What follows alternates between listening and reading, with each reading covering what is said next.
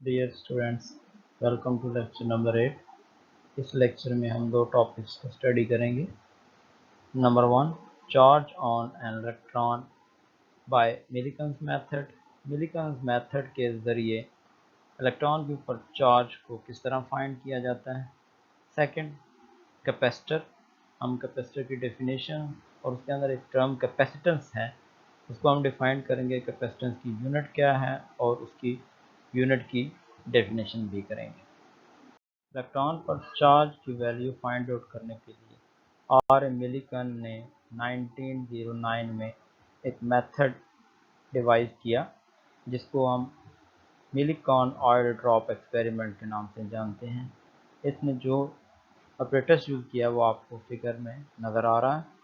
Millikan ने जो oil drop experiment में ऑपरेटर्स यूज़ किए हैं, सबसे पहले हम उसको देख लेते हैं। दो पैरेलल प्लेट्स P और P प्राइम कंसिडर किए, इनके दरमियान में डिस्टेंस जो है वो d है और इन दोनों प्लेट्स को पॉजिटिव और नेगेटिव टर्मिनल से कनेक्ट कर दिया है।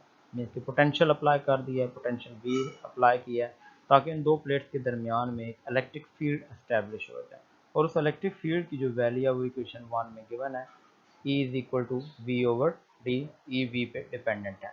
इसके साथ सेकंड एक एटमाइज़र लिया जिसमें ऑयल फील्ड है और इस ऑयल को पंप किया। जब ये ऑयल ड्रॉप्स नोजल से बाहर आते हैं तो फ्रिक्शन की वजह से चार्ज अप हो जाते हैं और ये charge particles plate top plate से के ऊपर एक होल है उसमें से इन प्लेट्स के दरमियान में एंटर होंगे और नीचे की तरफ मूव करेंगे। इस मोशन को स्टडी करने के लिए, ऑयल ड्रॉप की मोशन को स्टडी करने के लिए एक टेलीस्कोप लगाई गई है जो इसकी मोशन को ऑब्जर्व करेगी।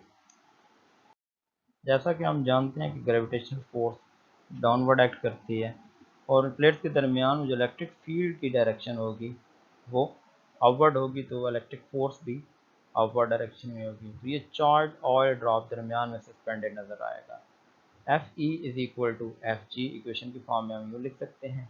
एफ ई की वैल्यू क्यू ई है जबकि F G gravitational force weight के बराबर है जो कि हम एम जी ले सकते हैं।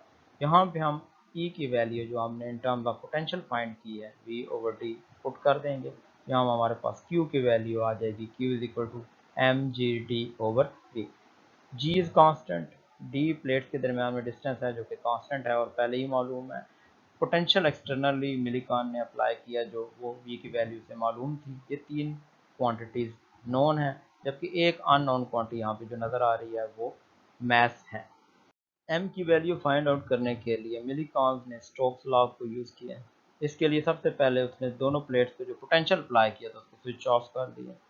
ग्रेविटी की वजह से ऑयल ड्रॉप डाउनवर्ड मूव करेगा और टर्मिनल वेलोसिटी गेन करेगा जो कि वी है। वी की वैल्यू आप वेलोसिटी की definition v is equal to S over T से फाइंड कर सकते हैं। S is the distance between two plates और टी वो टाइम होगा जो टॉप प्लेट से बॉटम प्लेट तक ऑयल ड्रॉप लेगा। इससे हम वी की वैल्यू फाइंड आउट कर लेते हैं और ड्रैग फोर्स की वैल्यू जो कि 6 पाई ईटा और वी है वो वेट के बराबर हो जाएगी। This is Stokes law. R जो है रेडियस ऑफ द ड्रॉपलेट है, वी टी टर्मिनल वेलोसिटी है और ईटा जो है हमारे पास coefficient of viscosity of air है। ये वैल्यू ईटा कांस्टेंट है। ऑयल ड्रॉप का रेडियस अगर फाइंड आउट हो जाए तो हम मैस फाइंड आउट कर सकते हैं। हम जानते हैं डेंसिटी की डेफिनेशन जो कि डेंसिटी को हम रो से लिखते हैं and it is a mass per unit volume.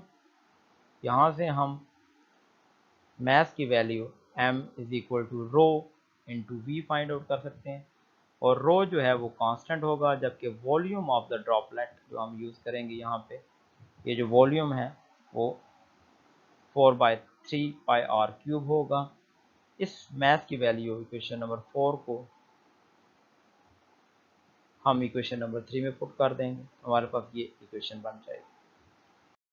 Last equation को radius of the oil drop find out करने के लिए यूज़ किया है और ये रेडियस इन फैक्टर्स पे डिपेंड करता है। एक कोफिशिएंट ऑफ विस्कोसिटी रो जी जो कि कांस्टेंट्स हैं 9 एंड 2 और कांस्टेंट, इसमें से वी टर्मिनल एक जो मिलिकॉन ने वेलोसिटी की डेफिनेशन से फाइंड आउट किया V T is equal to S over T.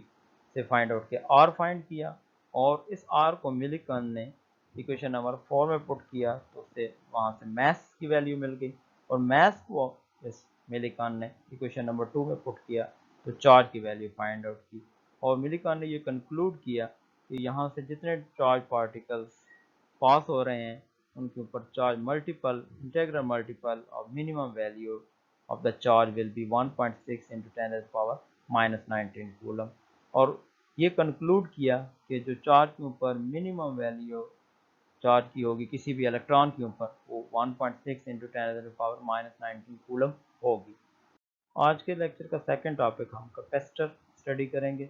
सबसे पहले हम कैपेसिटर को डिफाइन करेंगे। It is a device which is used to store electric charge और इलेक्ट्रिकल एनर्जी। ये इलेक्ट्रिक चार्ज को या इलेक्ट्रिकल एनर्जी को स्टोर करने के लिए यूज़ होता है। इसकी कंस्ट्रक्शन में दो प्लेट्स हैं, पैरेलल प्लेट्स,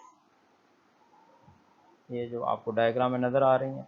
इनके दरमियान में डिस्टेंस d है, दरमियान में एयर मौजूद है। जब हम इन प्लेट्स को किसी बैटरी के साथ कनेक्ट करते हैं तो एक प्लेट को पॉजिटिव टर्मिनल के साथ, दूसरे को हम नेगेटिव टर्मिनल के साथ कनेक्ट करते हैं।